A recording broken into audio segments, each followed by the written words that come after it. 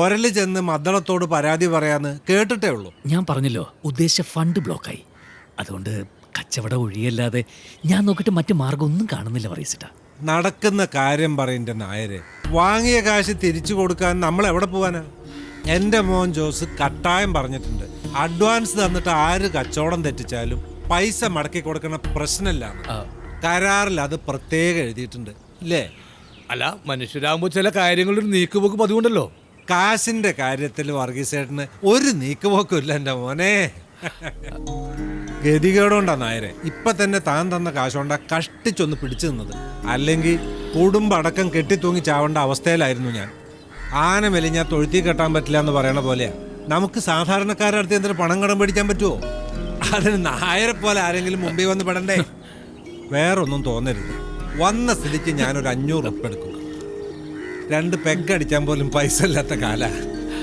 ഞാനൊരു പല്ല് കൊഴിഞ്ഞ സിംഹാടോ. അല്ല വണ്ടിയുടെ ഞാൻ എനിക്ക് കോട്ടനായരെ താങ്ക് യു.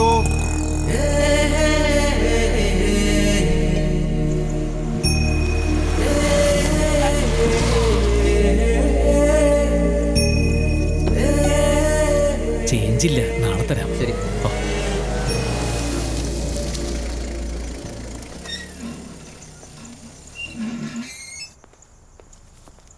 അജേട്ടാ, നാളെയാണ് ലക്ഷ്മിക്ക് പോകേണ്ടത്. നമ്മൾ ഇന്ന് കാശുമായിട്ട് ചെല്ലുന്ന അച്ചു അവളോട് പറഞ്ഞത്. അയ്യോ, സത്യം പറഞ്ഞ രശ്മി, ഞാനത് ഓർത്തില്ല. ഈ ബിസിനസിന്റെ തിരക്കായിട്ടുള്ള ഓട്ടത്തിനിടയിൽ നാളെ അവര് പോകുന്നതിന് മുമ്പ് കൊടുക്കാം. അജേട്ടാ, എന്നോട് പറ, കുറച്ച് ദിവസം അജേട്ടൻ ഒരു മാറ്റം. എന്തേലും പ്രശ്നമുണ്ടോ? പ്രശ്നോ? എന്ത് പ്രശ്നം? അയ്യോ, യാത്രാ ക്ഷീണല്ലേ. നീ പോയി എനിക്കൊരു ചായ എടുത്തോണ്ടോ. വിനായകനെ, വിഘ്നേശ്വര, മേ ഭഗവതി. മറ്റൊരാളുടെ മകളുടെ ഓപ്പറേഷന് വേണ്ടി മിസ്റ്റർ അജയേന്ദ്രൻ നായരുടെ മനസ്സുരുകുന്നത് തന്നെ ഈ മാലയുടെ പോസിറ്റീവ് എനർജിയുടെ ഫലമാണ്. പക്ഷേ ഇന്ന് ചൊവ്വാഴ്ചയായിട്ടും മെറൂണിന് പകരം താങ്കൾ വെള്ള കള്ളി ഷർട്ടിട്ടു. ഫലം നന്നല്ല. എങ്കിലും പറയൂ, എന്താണ് യഥാർത്ഥ പ്രശ്നം? എനിക്ക് വേണ്ടത് കുറച്ച് പണോ. അതെങ്ങനെയെങ്കിലും ഇന്ന് വൈകുന്നേരത്തിനുള്ളിൽ സംഘടിപ്പിച്ചേ പറ്റൂ. അതിനു വേണ്ടിയുള്ള ഓട്ടത്തിലാണ് ഞാൻ. മന്മനാഭവ മത് ഭക്തോ മദ്യാജീമാം നമസ്ഗുരു എന്ന് ഭഗവാൻ ശ്രീകൃഷ്ണൻ ഭഗവത്ഗീതയിൽ പറഞ്ഞിട്ടില്ലേ? അവിടുത്തെ പാതാരവിന്ദങ്ങളിൽ മനസ്സർപ്പിക്കുക, അവിടുത്തെ ആരാധിക്കുകയും പ്രണമിക്കുകയും ചെയ്യുക. ആരാധിക്കാനും പ്രണമിക്കാനൊന്നും എനിക്ക് സമയമില്ല. സാറെന്ന് പറഞ്ഞ പോലെ ഇത് തിരിച്ചെടുത്തിട്ട് ആ വജ്രത്തിന്റെ പൈസ തന്നേക്ക്. അവർ ആശുപത്രി പോകാൻ തയ്യാറായിട്ട് നിൽക്കുക. ഇതിന്റെ പണം കൈ കിട്ടിയാ പിന്നെ ബാക്കിയല്ലേ ഞാൻ അന്വേഷിക്കണ്ടു. ഒരു വലിയ സംരക്ഷണ കവചമാണ് മിസ്റ്റർ അജയൻ ഉപേക്ഷിക്കുന്നത്. സാരമില്ല സാർ, എനിക്ക് വേറെ വഴിയില്ല. മിസ്റ്റർ അജയേന്ദ്രൻ നായർക്ക് ഇതിന്റെ വില തിരിച്ചു കൊടുത്തേക്കൂ. ബാക്കി പണം എങ്ങനെ ഉണ്ടാക്കും? അത് ഈ ചുരുങ്ങിയ സമയത്തിനുള്ളിൽ? അറിയില്ല സാർ, പക്ഷെ എങ്ങനെയെങ്കിലും ഉണ്ടാക്കിയേ പറ്റൂ.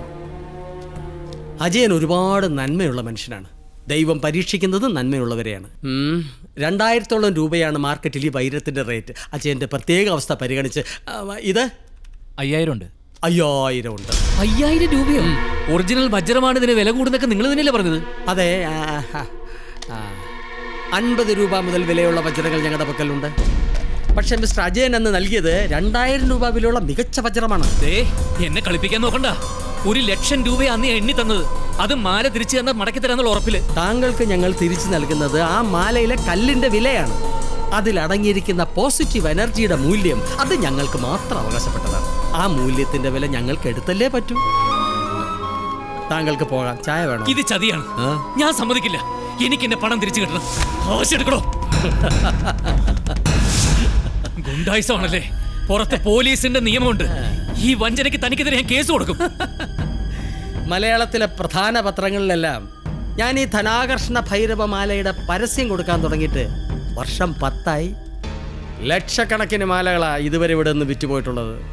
ദിവസവും ഈ മാലയും ആവശ്യപ്പെട്ട് ഇവിടേക്ക് വരുന്ന 100 കണക്കിന് എഴുത്തുകൾ അയക്കുന്നത് നിന്നെപ്പോലുള്ള എരപ്പാളി മലയാളികളാ. ഏതെങ്കിലും ഒരു മാലയും വളയും ഇട്ടാൽ കിട്ടാത്ത കാശ് ചിറക് വെച്ച് പറന്നു വരുമെന്ന് വിശ്വസിക്കുന്ന വിദ്യാസുരന്മാർ. നിന്നെപ്പോലൊരുത്തൻ കിടന്ന് ചെലച്ചാൽ ഇത് അവസാനിക്കാൻ പോണില്ല, ഇനിയും കൂടുകയേ ഉള്ളൂ. പിന്നെ കേസ്. വിശ്വാസത്തിന്റെ കാര്യമല്ലേ മിസ്റ്റർ അജയേന്ദ്രൻ നായരെ? തെറ്റാണോ ശരിയാണോ എന്ന് തെളിയിക്കാൻ ഇന്ത്യൻ പീനൽ കോഡ് പോരാ. പിടിച്ച് പുറത്താക്കണോ അവനെ? നോക്കിക്കോ, തന്നെ ഞാൻ വെറുതെ വിടില്ല. നിന്നെ ഇങ്ങോട്ട് കൂട്ടിക്കൊണ്ടുവന്ന ഒരുത്തനില്ലേ, രമേശൻ? അവൻ മുഖേന ഒരുപാട് പേര് ഇവിടെ വന്നിട്ടുണ്ട്. അതിന്റെ കമ്മീഷനും അവൻ വാങ്ങിയിട്ടുണ്ട്. ചെന്ന് അവനോട് അന്വേഷിക്ക്. അപ്പോഴറിയാം കൂടുതൽ വിശേഷങ്ങൾ.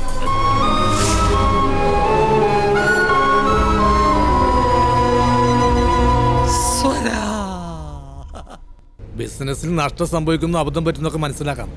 എന്നാലും ഇങ്ങനത്തെ ഒരു ഫ്രോഡിന്റെ കൈ ചെന്ന് നീ എങ്ങനെ അകപ്പെട്ടു? ഒന്നുമില്ലെങ്കിലും ചെറുപ്പത്തിൽ കുറച്ചാലും ഈങ്കുലാ വിളിച്ച് നടന്നല്ലേ നീ? മതി. ഇനി നീയും കൂടി എന്നെ കുറ്റപ്പെടുത്താൻ തുടങ്ങിയ എന്റെ ഉള്ള ബലവും കൂടി ചോർന്നു പോകും.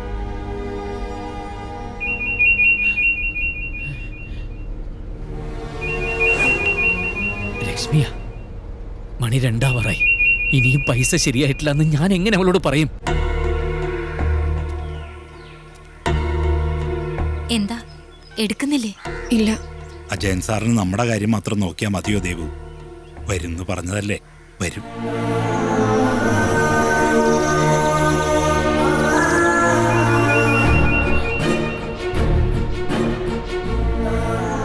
ഇങ്ങനെ ഫോൺ കട്ടിയിട്ട് എന്താ കാര്യം? അല്ലാതെ പിന്നെ ഞാൻ എന്ത് ചെയ്യാനാ?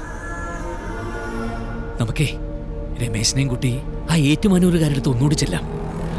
എന്റെ എത്ര ലക്ഷം രൂപ അവർ പിടിച്ചു പറിച്ചത് കാര്യം പറഞ്ഞാൽ അവർക്ക് മനസ്സിലാവാതിരിക്കില്ല. കിട്ടിയ ഈ ട്രെയിൻ തെറ്റിയാലും നമുക്ക് അവരെ എങ്ങനെയെങ്കിലും അവിടെ എത്തിക്കാലോ.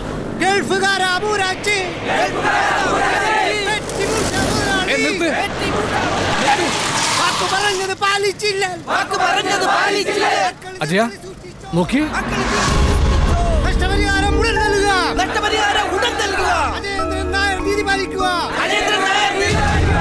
ഈ രമേശനല്ലേ നീ ഏറ്റുമാറ്റം കൊണ്ടുപോകാൻ തീരുമാനിച്ചത്? എല്ലാവർക്കും കുറേശ്ശെ കൊടുക്കണമെന്ന് പറഞ്ഞ് ഞാനിവനെ കുറെ പണം ഏൽപ്പിച്ചതാ സുഗത. എന്നാലത് ഗോപിയായെന്ന് കൂട്ടിക്കോ.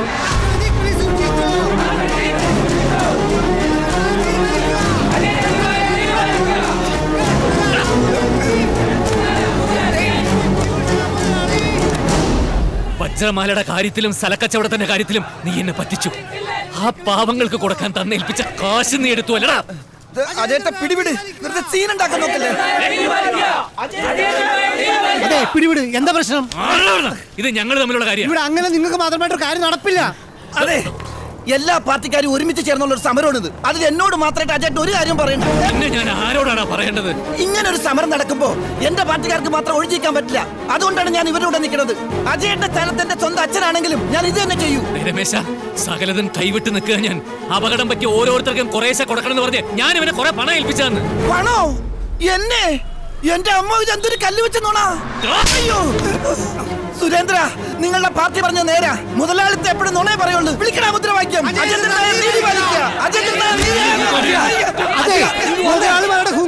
പാവങ്ങളോട് കാണിക്കരുത്. നാളെ വൈകുന്നേരത്തിനുള്ളിൽ ഈ പ്രശ്നത്തിനൊരു പരിഹാരം ഉണ്ടായില്ലെങ്കിൽ ആ പന്തല് നിങ്ങളുടെ വീട്ടുമുറ്റത്തെ കെട്ടാൻ പോണത്. കൊണ്ടുപോടാ പന്തല് കെട്ടാൻ.